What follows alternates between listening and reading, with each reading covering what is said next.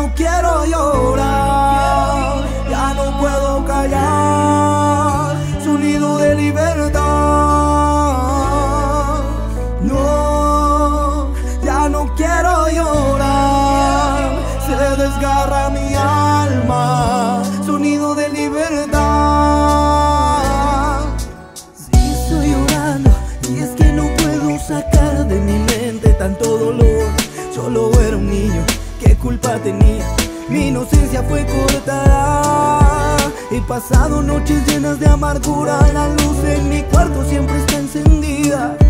Pongo música en la radio todo el día para no pensar, para no llorar. Y si la tele no funciona, tengo que recurrir al trago. Paso semanas sin sentirme sobrio ni un momento, me emborracho sin sentir la realidad. Y hasta mi creencia en Dios se ha borrado.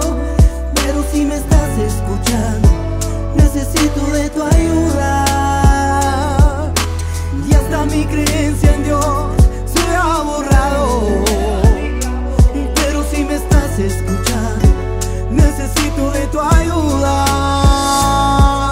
Y no, ya no quiero llorar, ya no puedo callar, sonido de libertad. Y no, ya no quiero llorar, se desgarra mi alma, sonido de libertad. ¿Qué puede pensar un niño solo y necesitado, que aprendió a convivir con el hambre? Se hace vulnerable de la maldad. No tenía culpa alguna de ser manipulado por aquel supuesto ser humano que un día ayudarle prometió. Aquel superhéroe se convirtió en villano y por poco su vida destrozó, su vida destruyó. ¿Cómo borrar de la mente aquella tarde sucia donde el abuso fue forjado? Mi inocencia apagó, mi niñez se la robaron. Y hasta mi creencia en Dios se ha borrado. Pero si me estás escuchando, necesito de tu ayuda.